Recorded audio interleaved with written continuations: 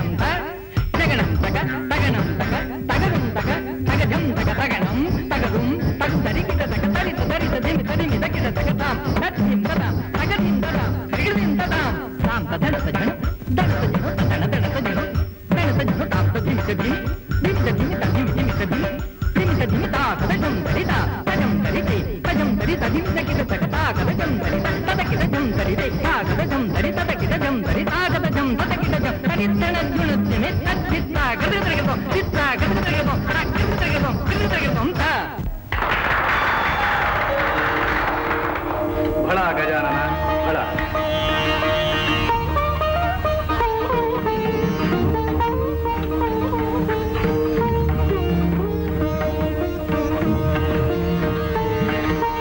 నారదా, నేటితో మా చిరంజీవి సకల విద్యా ప్రపూర్ణుడైనాడు.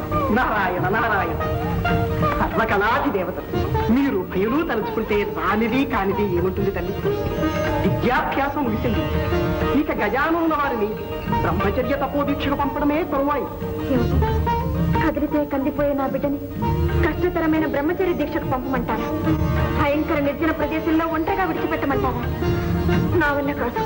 నారాయణ, మమకార బంధం నుండి మహామహులు కూడా తప్పించుకోలేదనడానికి ఈ జగన్మాత పుత్ర వ్యామోహమే తార్కాణం. భవాని, మూషికాసుని జయించడానికి జన్మించిన వాడు మన చిరంజీవి. అందుకు అకుంఠిత దీక్షాపరుడు, జితేంద్రియుడు, సర్వశక్తి సముపార్జితుడు కావాలని తెలిసినదే కదా. మరి దీక్షకు పంపనంటే ఎలా?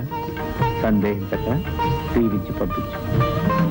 మాతృత్వ మమకారంలో పడి నా కర్తవ్యాన్ని మర్చిపోయాను. నాయన, అచంచలమైన నిగ్రహంతో బ్రహ్మచర్య దీక్ష పరిపూర్తి చేసుకురా. ఇంత భారం నా మీద పెట్టారు, నా కర్తవ్యం నెరవేర్చగల శక్తిని నాకు ప్రసాదించండి. అచంచల మనోబల సిద్ధిరస్తు. సంకల్ప సిద్ధిరస్తు. జయోస్తు.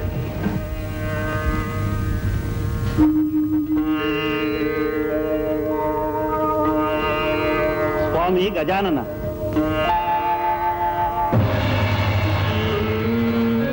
మీ దీక్షాకాలం పూర్తయ్యే వరకు మీ తపస్సుకు ఎటువంటి అంతరాయం కలగకుండా మా సర్పకుమారులు కావలి కాస్తారు. అనుజ్ఞ ఇవ్వండి. అవశ్యం.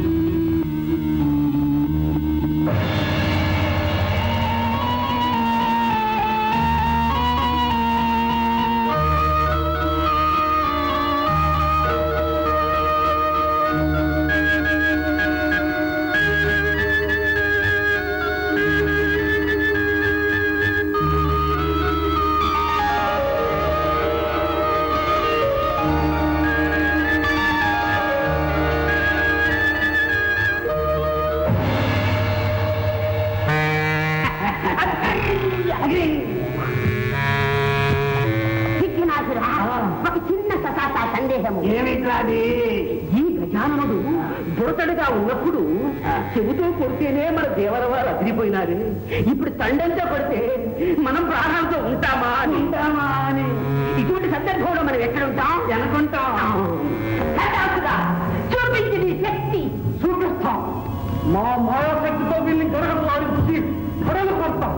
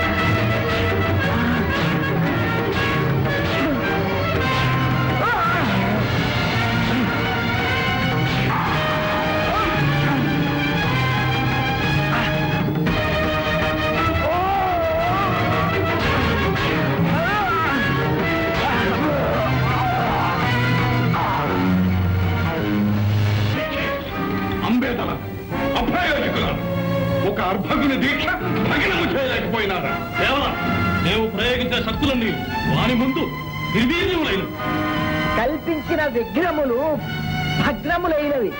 దేవరా సందేహమేలా? కాదు దేవరా, ఒక చక్కటి చిక్కటి ఆలోచన తట్టే ఈ విధముగా చేసేనా? ఎంత వారలైనా కాంతదాసులే అని కదా ఆర్యోస్. ఒక పిటపిటలాడే సుందరాంగిని పంపిన వాడి ఒళ్ళు చిటపటలాడకపోవునా? గుటకలు వేగం మానునా? ఎట్లా ఎట్లా ఎట్లా? ఫలా ఫలా, నీ దేహమునందు సందేహములే కాక సమయోచితమైన యోచనలు కూడా ఉన్నవే. ఫలా ఫలా, తక్షణమే మనోలాలసనే సుందరాంగిని సృష్టించి పంపించద. మనోలాలస లాలస.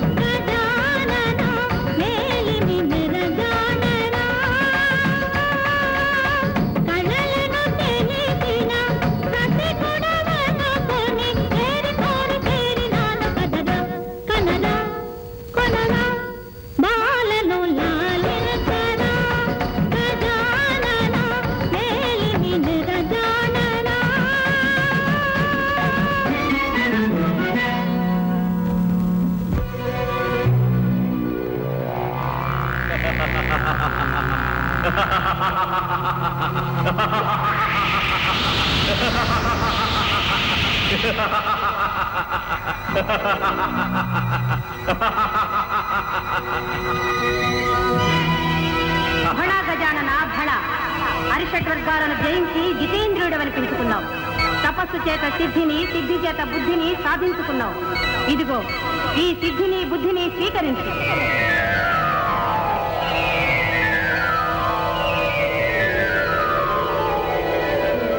ఈనాటితో నీ తపోదీక్ష విజయవంతంగా ముగిసింది. విజయోస్తు.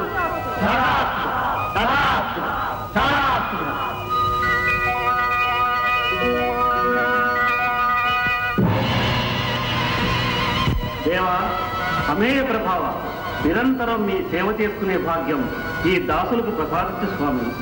సర్పరాజా, దీక్షాకాలంలో మీరు ఇచ్చిన సహకారానికి సంతసించాం. ఈనాటి నుండి కటి సూత్రంగా, భుజ కీర్తులుగా, ఆభరణాలుగా మీ సర్పాలనే ధరిస్తాం. ధన్యవాస్మి, ధన్యవాస్మి.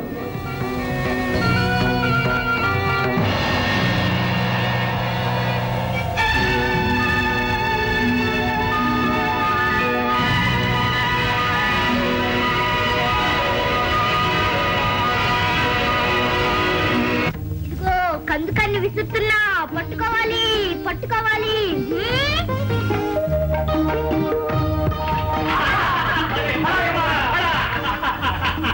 భళా భళా, చురుకైన వాడివే. ఏది ఈసారా కందుకని ఎలా ఇవ్వు, నే విసురుతా. అందుకో విసరనా? అలాగే.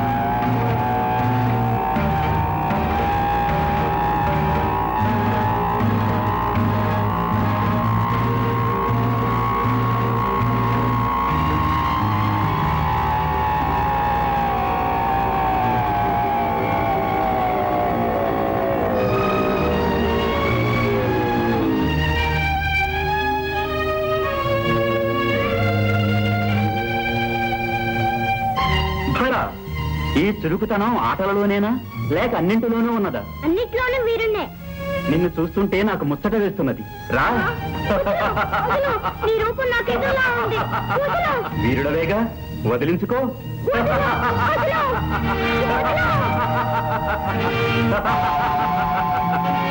చూసుకో, దీంతో నిన్ను నీ తొండాన్ని ఖండఖండాలు చేస్తాను. ఆగుకుమారా, ఆడుకోవలసిన అన్నదమ్ములు ఇలా కొట్లాడుకోవటమా? అన్నదమ్ములా? అవును గజానన, ఈ కుమారుడు నీ తమ్ముడు. తమ్ముడా? ఓహో, నీకు తెలియకుండా ఈ తమ్ముడు ఎలా పుట్టాడు, ఎక్కడ పుట్టాడు అని ఆశ్చర్యపోతున్నావా గజానన? అయితే విను. తారకాసురుని సంహరించగల మహాబలుడైన పుత్రుడు కలగాలనే ప్రగాఢ వాంఛతో పార్వతీ పరమేశ్వరులు సుదీర్ఘ శృంగార కేళీ కలాపాన్ని సాగించారు.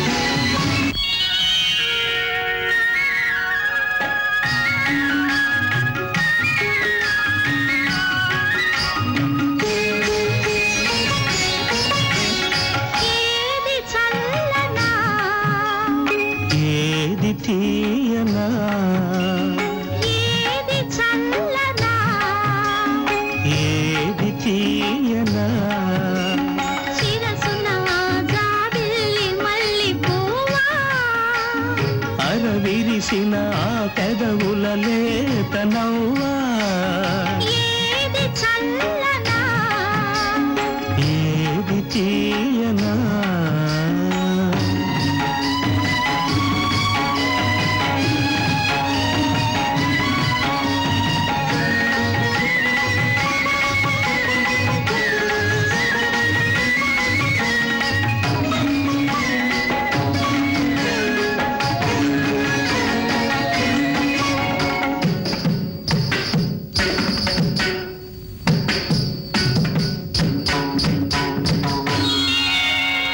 చూడు గిరిరాజనందిని ఈ పూలు పరచిన వేదిని ఇటు చూడు గిరిరాజనందిని ఈ పూలు పరచిన వేదిని ఎవ్వారు పరచారో గాని ఎవరి పవ్వళింపులకో ఏ సురవల్లి సుమములో ఏరి ఏరి నేను నొచ్చునని ఏ ప్రేయసి ప్రియుల కోసమో చేరి చేరి ఇలా ఇలా కొరగవచ్చునని అలా వారిద్దరి సంయోగ ఫలితంగా ఈ కుమారుడు భరించాడు. ఇన్నాళ్ళు షణ్మాతల వద్ద పెరగడం వల్ల ఇతని వృత్తాంతం నీకు తెలియలేదు. అలాగా తమ్ముడు? అన్నా, గజానన, నీ ఆగమనం కోసం నీ తల్లిదండ్రులు నిరీక్షిస్తూ ఉంటారు. పదవయ్యా.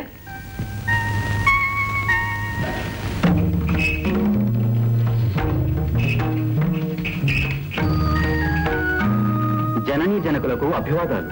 శుభమస్తు. గజానన, నీ దీక్ష భగవదనుగ్రహం వల్ల నిర్విఘ్నంగా పూర్తయింది.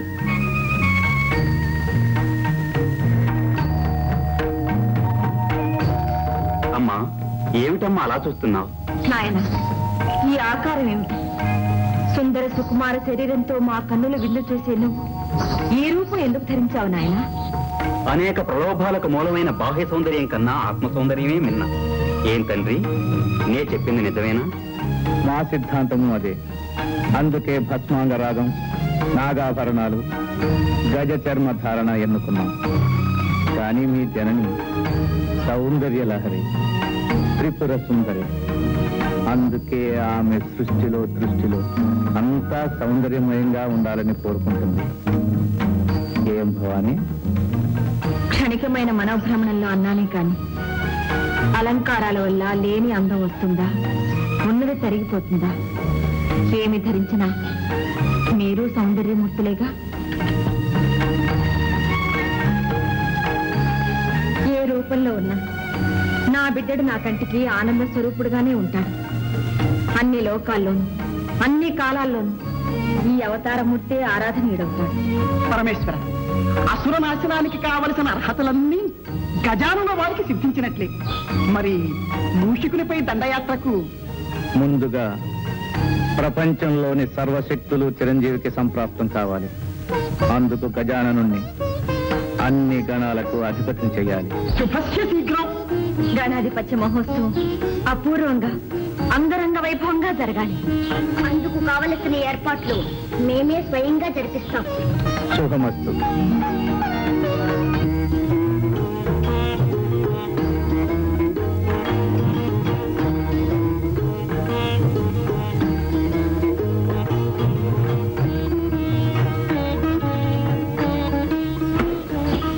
నంది, బ్రహ్మాది సకల దేవతలకు శుభవర్తమానములు పంపినారా? మీరు ఆదేశించిన విధంగా అన్ని ఏర్పాట్లు చేశాం. మంచిది.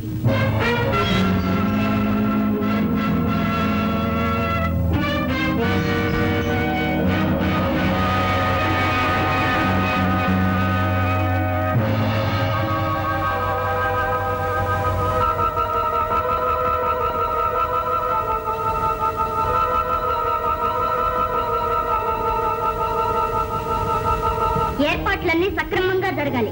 వెళ్ళండి.